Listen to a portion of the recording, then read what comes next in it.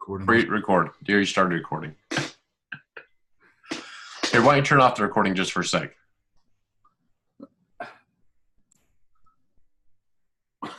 All right. Mike, are you ready? I'm so ready today. Oh, my gosh. Whee! Okay. Then we're going to go ahead and jump right into this with both feet. Now, listen, everybody. I had this intention of talking to Mike Green about, well, kind of a serious talk about market strategy and market research. And part of it came from the fact that I had a little argument online with somebody because they were basically made some rather what I consider outrageous statements about patients and locations. And they were saying, well, you know, it's pretty much all the same. A good location's a good location. So all you have to do is follow a model and therefore it will work out. Now that assumes that there's such a thing as a generic patient, a generic location, and a generic dentist. Yeah. So that all things will work together the same way. So I thought, you know, Mike and I need to talk about this. And so I want to go through a few questions and answers. And let's go ahead and kind of jump into that if we could. So, Scott, while you're pulling that up, Yes. You know, the interesting thing about this is maybe like 10 or 15 years ago, that might have been kind of, sort of, maybe just a little bit true, right? Like maybe just a little bit.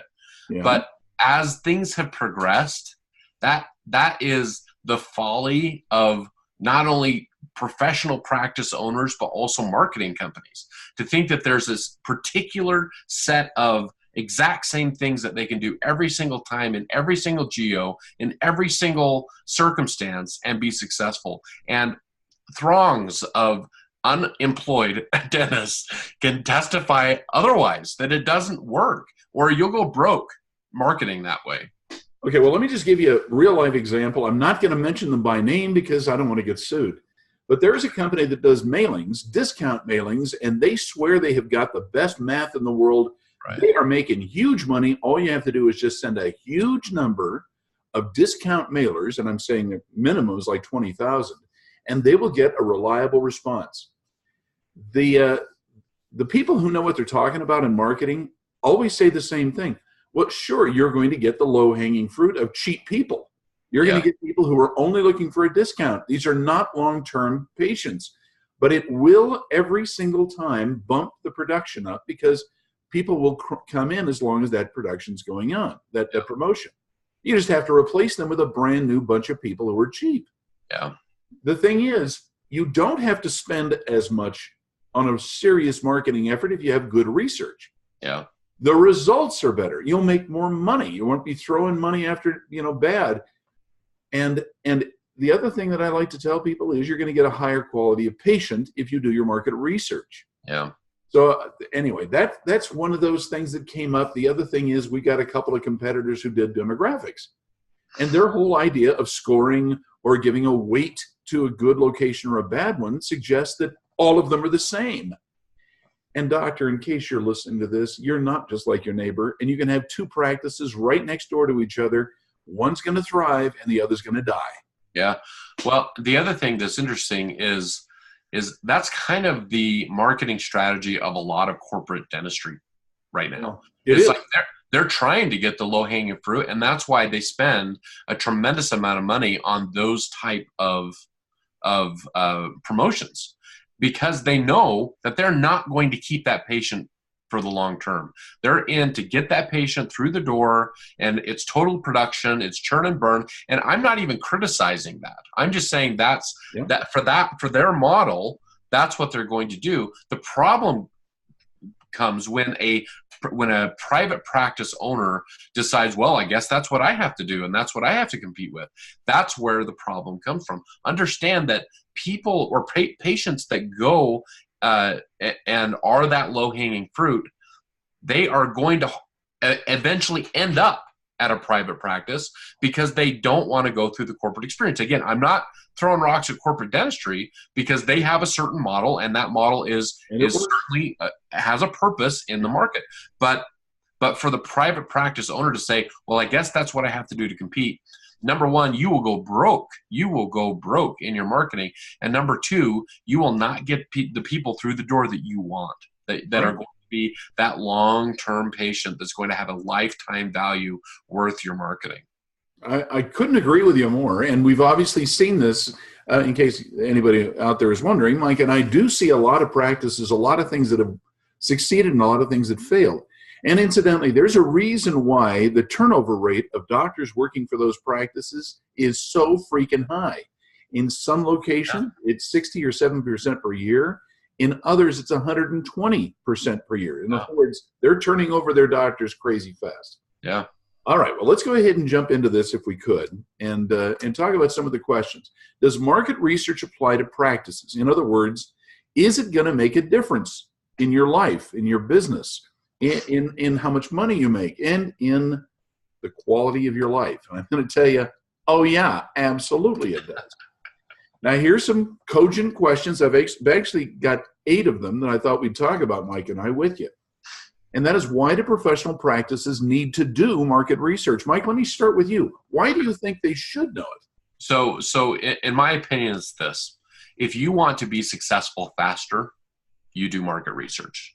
Because there are areas of the country that are so underserved by dentistry that you can put a practice there and probably be successful just because the need is so great.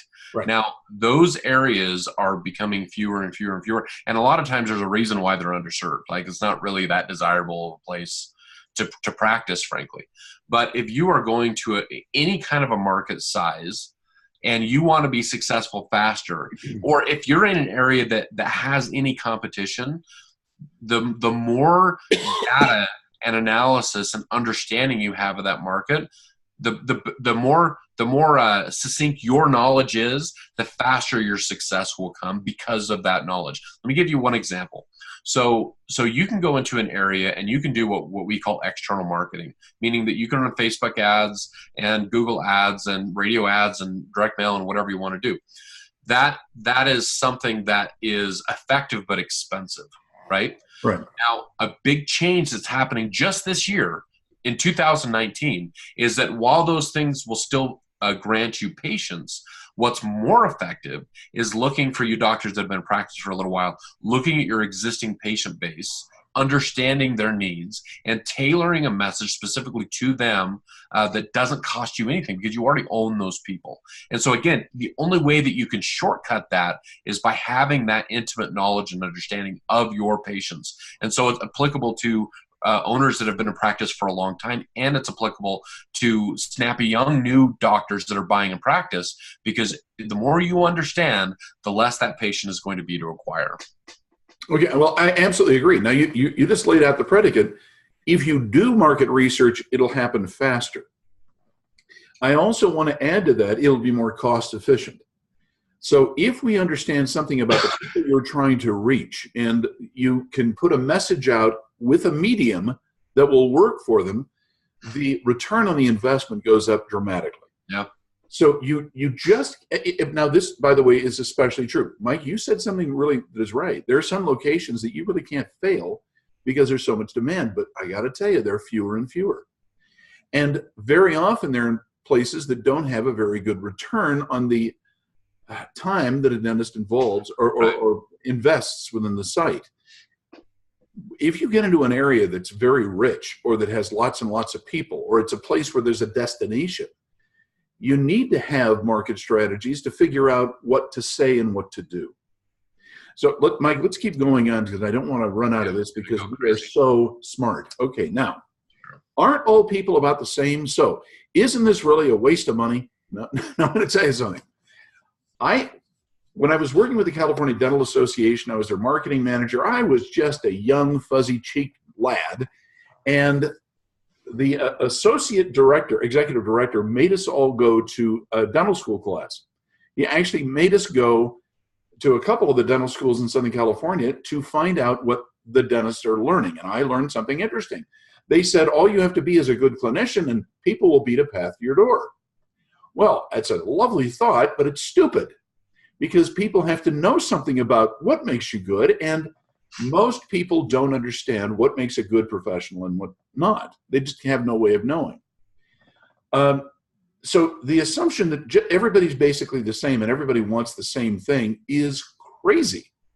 They don't.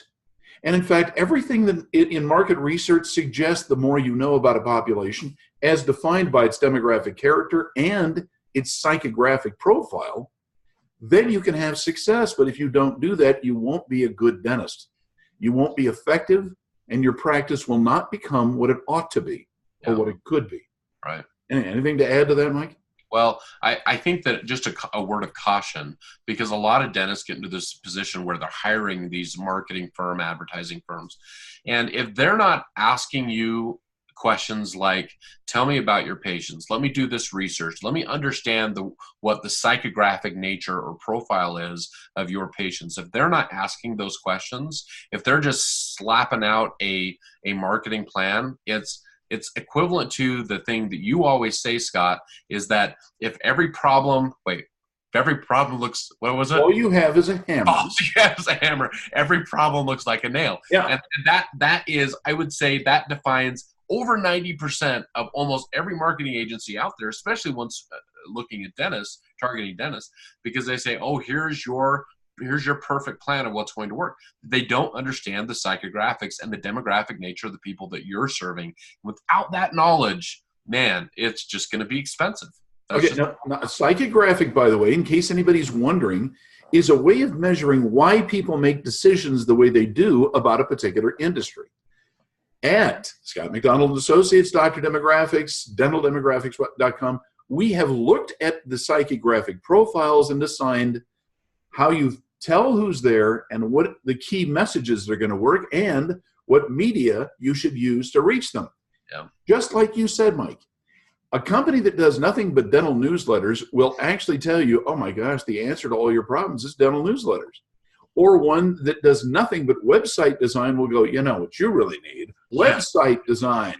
And I kind of go, or the radio salesman. Oh, the only thing that you need is radio. Yeah.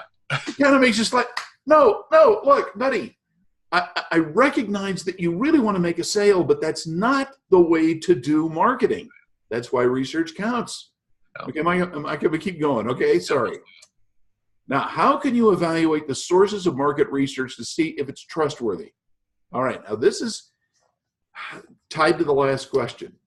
If you look at the purpose of a market research company and you say, what are they really selling? You're going to find, just like we said, most of the time they're not selling market research. What they're selling is a product that you'll want to buy with the little veil on it to say, yeah, this is what you need. Yeah, this is a ticket. It's search engine optimization. Guys, there's so many people who sell search engine optimization without any kind of research as to what really is going to be the best answer. If all they do really is sell search engine optimization, I don't care how many marketing reports and demographic data they give you, don't trust them, okay? That's all I'm saying, because there's an agenda going on. Now, look, I love lots of people who give us good advice. I really, really do. And one of the things I kind of like are people who've been around for a while. Just because they're often not as hungry or starving in order to get in and do something, they have been around the block, they know. A really great source will usually say, the data says don't do that, you know? And that's a rare thing in which you find someone who's a market researcher who'll tell you bad news. But that's what you need very often, is you need to know the truth. Evaluating the source of that market research means these people are willing to tell you bad news. I know that may sound, risky, but it's what you need. The interesting thing about it, too, is that sometimes it has taken, Scott, you've been doing this for at least 50 years. It seems like you've been doing that. At least 50. I haven't been doing it quite as long, but I'll be honest, the thing that shocks me and that you've taught me so many times over and over is that sometimes the numbers, that what you think the numbers are telling you is not what the numbers are telling you. Right. And like your gut might say, oh, this has this percentage of growth, or this has this much population or income. But the reality is you have to know the number behind the number, or the meaning behind the number. Right. And, I think a lot of analysts, or a lot of, frankly, demographic companies that are out there are more than happy to provide you the numbers. But the numbers are, frankly, meaningless without the analysis. They really are. Right. Well, I'll give you an example. Competition ratios. There are people who will get on there and they'll tell you how many dentists per population there are within a geographic unit of space. Yeah. Fine. But unfortunately, they don't tell you, because they don't do analysis, what those practices are doing. Yeah. If every competitor is doing Invisalign, I can tell you, don't do Invisalign, because you're heading into headwinds. Right. If you're the first guy to do some kind of procedure that is not commonly done, well, then all of a sudden you've got something in a market niche that will do well. So that's where the analysis of these numbers that everybody's throwing out really will come back to save you. That's good market research. Yeah. Okay, I'm sorry, Mike, I got to keep pushing forward. Yeah. What is market research really worth to a practice? How do you know what enough is enough? I made a decision, Mike, that I'm going to tell you maybe wasn't a very smart idea, okay? Two big decisions. One is I was not going to use an automated real estate database. I said, I can produce reports very cheap, very fast using an automated system. I said, I can't do that because the value of the data to the practice is minimal. You may know what the ratio is. You may hear something like this, but you don't know what the numbers mean. And in order to do this, I had to link analysis with the market research that we were doing. And a lot of people don't do that, frankly. They just give you the numbers and say, well, there you go. Yeah. If we talk about what the market research is really worth to a practice, it is invaluable. But you have to understand, you don't need to become a long-term client of a market research company. Usually there are threshold events that will make the researcher of help. So if you're going to start up a practice, or you're going to buy a building, or you're going to buy a practice and patient records, that's the time you most need it. If you want to promote the practice and put together a marketing program that will go off into the future, that's one of those threshold events. But you don't need to have an ongoing contract with a marketing company that will come back every month and say, do this, do that, because what they're really doing is making work. Yeah. Now, that is not something that's very wise to say, but Mike, we talked about this when you first were joining me. Yeah. We do not want to become another staff person. We want to be a resource. Yeah. I want to tell people everything we can. And that's why at dentaldemographics.com, we got all these articles and lectures and all this stuff that we put out. Yeah. I want to train people. I want to be a resource, but you don't need to have another staff person. Yeah. So I don't know. What do you think, Mike? So I'm just going to I was going to push back and say I disagree with you, but it's actually just a point of clarity because you kind of cleared it up there at the end. You're right. I don't think that you need to, you don't need to have another staff member that's constantly doing. But one thing that if anybody has listened to my stuff very, very much, you'll hear me say over and over and over again, you cannot just be a clinician. You have to be a business owner. Right, right. And even beyond that, not a business owner for accounting, but which you have to do. Not a business owner for even practice management, which you have to do. You have to become a marketing and a salesperson. That's what you have to see yourself as. And quick story, 2-second story, Scott. I was in Walmart yesterday, and I walked past this lady that had more Aquanet in her hair than I have seen since like 1989. Ah. And the truth was, in like 1984, she was rocking, man. She was hotter than hot. That hairdo was in, and it worked for her really good.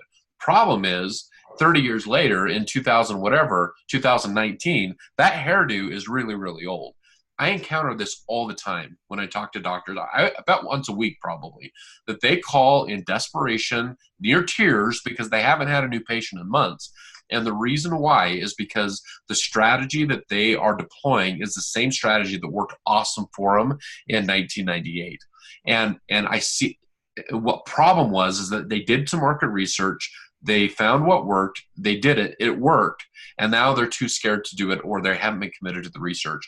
And so I think if you are a marketer, you're right. You don't need to hire us or any other marketing company to give you a monthly checkup on the research for your area. However, on your side, as a practice owner, you have to be daily committed to gaining that intimate knowledge of your current patient base and the potential patient base of people that are moving in, especially if you live in a high growth area. Absolutely. And look, people are a moving target. So a practice needs to update its image. It needs to update its targeting. And with a knowledge of people coming in and out of the market, that's a good idea. Now, I'm going to tell you one of the problems that I'm seeing with marketing companies that sell web design, for example. They'll come up with a model that looked really good, and they've got almost the same exact models that they'll put in there, the illustrations, the pictures, and they don't update it, or they don't realize how that's no longer in vogue. Now, you may be surprised to hear this, but typefaces change in terms of their relevance. Wording changes, the offering, the layout of the website. You can't do this forever. I am not saying you don't need updates. I am really saying you need to make sure that you have a regular checkup, but it's got to be a little longer period of time than every month or every week. Yeah. I guess that's what I'm saying. So let's keep going on, Mike. You're just brilliant. Now, is there a difference between demographic research and psychographic research? Now, here's what kind of freaks people out a little bit. Psychographics is a subset of demographics. You need to have an understanding of what people's lifestyles are. So, well, let's say age. Does it help to know if a population in the area is getting older or not? Answer is yeah, you do absolutely need to know that.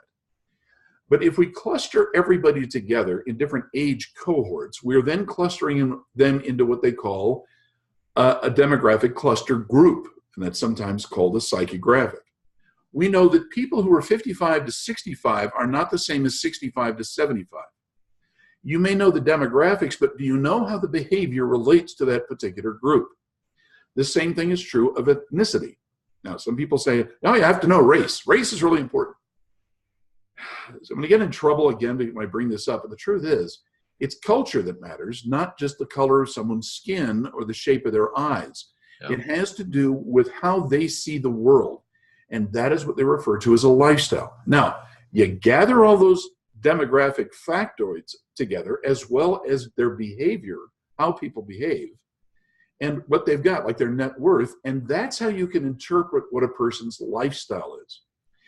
Now, you may say, well, I want to serve everybody, and that is fine. I love the idea that you've got a target market that's defined in terms of demographics or psychographics.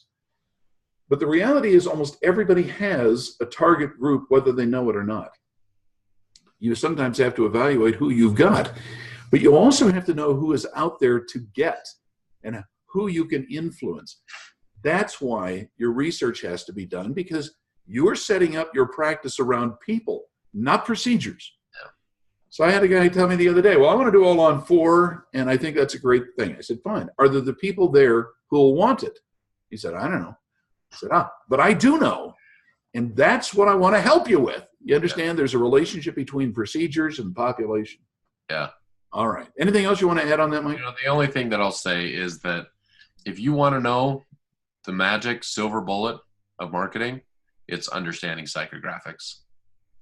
I get people all the time that ask me that. What's the secret? What's the magic? That's the magic. That's the thing that is so rare in the world of marketing, is understanding this. They may understand the demographics, but they don't understand the psychographics, and that makes all the difference. In every one of our reports, we have a psychographic component. Sometimes for the very small ones, it's not very large, but when we do a marketing report, you're looking at several pages worth of information on each lifestyle group. Yeah. And we make projections as to what to do, what messages and what media to use to get them. That's what market research is all about when it comes to psychographics. Yeah. All right, but most people, by the way, who are using those real estate databases don't understand anything about it, and they probably ought to go back and read Arnold Mitchell's book, 9 American Lifestyles, or, well, all right, I won't go on and on, but you get the idea. There's some good stuff out there. All right. Why do you need to update your research? Mike, why don't you answer this? What do you think? I would say that the answer to that is everything that we've talked about, but also is dependent on the growth in your area.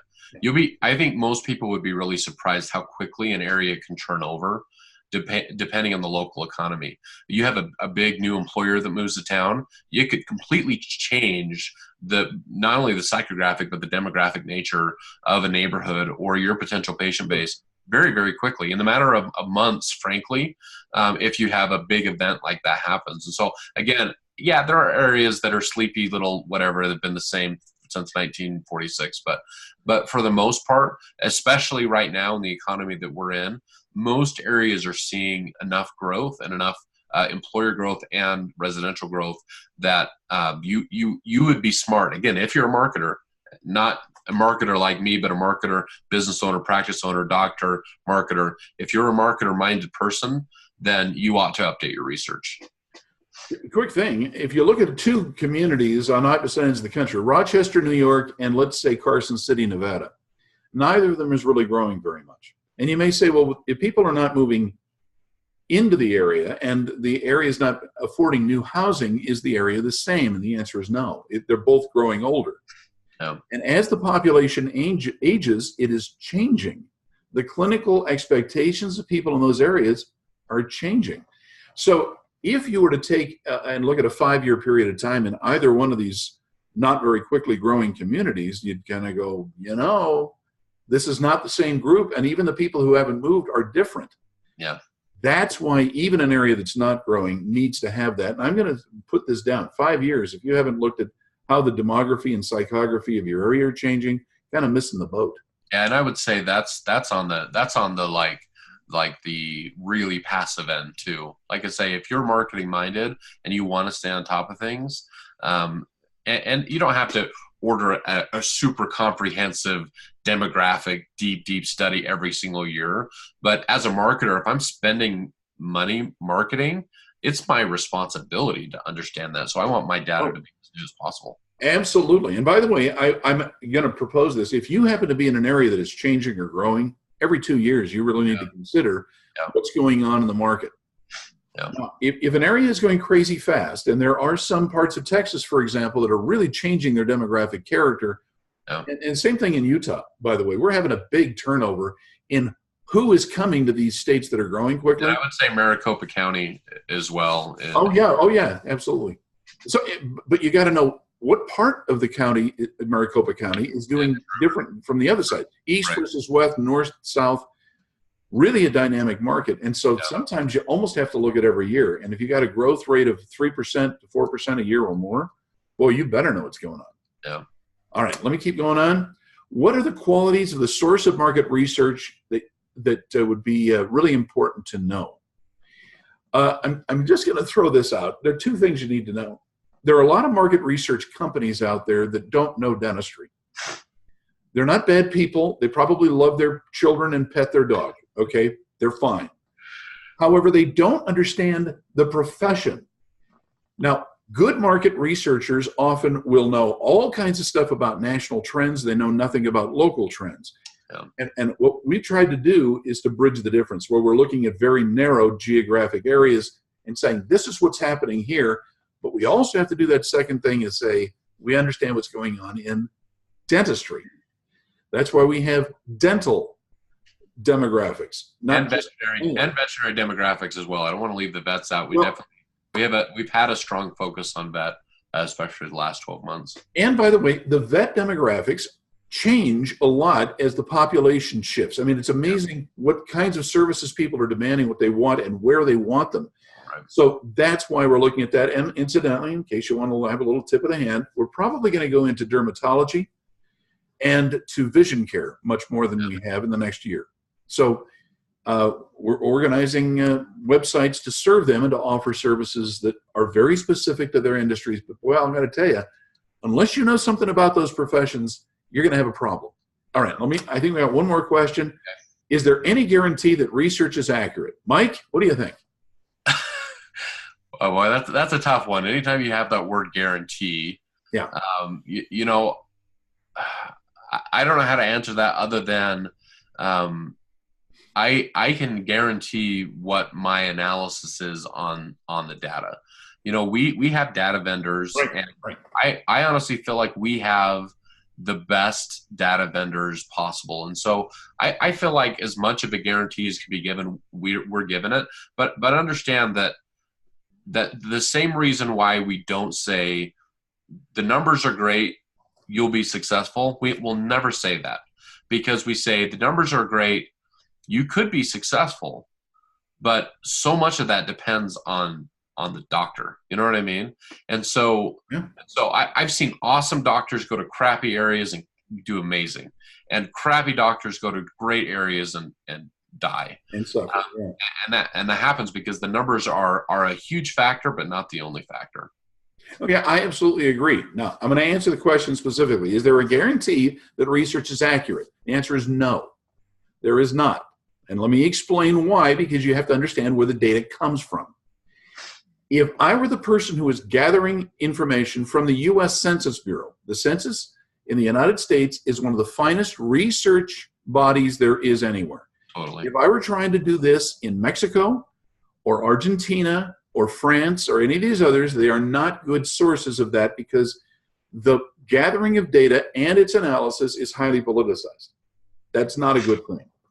They don't want you to know that things are doing certain, every 10 years we have a little bit of a political debate on methodologies that we're going to use. Are we using an actual count of noses, or are we going to be using shortcuts? And the Census Bureau is trying to go with shortcuts. The politicals are going, not so much, and we don't want to do that. We want to get as an accurate count, and it costs a lot of money to do. Yeah. But here's something you have to understand. We get a lot of the data from the census and also from cities and counties. If you wonder who's gathering the data over a 10-year period of time in between the census, it's the counties, it's the states, and it's the cities that are then compiled. And they look at a very small geographic unit, and the changes are much more important to analyze. So it's not like the Census Bureau is the only one. You're looking at different sources, compiling them, and measuring for error. Okay. Now, I'm not going to go into the biases that exist within any kind of sampling of a group. Okay, that happens. And those of us who have worked for a long time in statistics understand bias exists. Now, if you have multiple sources of the data, you're in better shape. As you may know, that we're using 2 on every report and sometimes 3 or 4 different sources of data, because I want to know what are the different data sources telling us. And that's one reason you can say, can't guarantee it, but I can eliminate error. Now, whenever you have one of those automated systems that's out there, they're using one source primarily, okay? And if it screws up, and it happens from time to time, or it's unreliable, you're at risk. Now, no one will guarantee the data because we're not the ones who actually gather it. We're the analysts, and that's what Mike was just saying. Now, we can show what our analysis does, and we also know how to avoid gathering data and analysis errors based on bias. And bias, by the way, is a statistical term. Doesn't mean that we don't like people of a particular race or age or gender or whatever. Knowing that, however, you can have more confidence whenever you're using someone who is a serious analyst of numbers. Mike, I have been looking at census numbers and demographics for 35 years or more, and specifically within this industry. So therefore, I kind of see what the trends are doing, and I can tell you, just because the numbers come up on a report, you may go, something stinks. I just don't buy that. Yeah. And by the way, this week I had one like that. A stinky set of numbers, and we had to do a secondary analysis, and I'm so glad we did because it wasn't real. It wasn't what came out. So that's all I'm going to say on that one particular term. Now, let's kind of wrap up here. Guys, we still have the best, the dental site selection handbook. We're going to be coming out with our orthodontic site selection handbook probably in the next month or 2. Keep your eyes on this space. We'll talk about it. Mike, do you have a discount code or anything like that for this? You know, for the handbook, or just no. I think that we ought to, and you don't have this written down here, but I think we ought to use the Miracle Max 49 for the people that are watching this one or listening. Frankly, I think this is this is really important stuff. And if you've taken the time to listen to this all the way to the end, get that research. There's $49 off any of our reports. Miracle Max 49, number 4, number 9. Get the report. I think that you will be surprised not only by the data, but the depth of the analysis that we provide. And that's something I have to tell you. You can always get data cheaper. That is definitely true. There's always someone who's going to undercut someone else, but you're never going to find anybody who is as deep or as insightful in what in finding this data as we are. You guys, thank you everybody for listening in on this. We're going to jump back into our fabulous studios and stop the recording. Please tell your friends and neighbors about what we're doing. Remember the Site Selection Handbook, also available, by the way, on Amazon. Look for Scott McDonald as the author. And also Miracle Max 49 if you want that discount, and it's just for you. Everybody, thanks so much, and we'll talk to you later.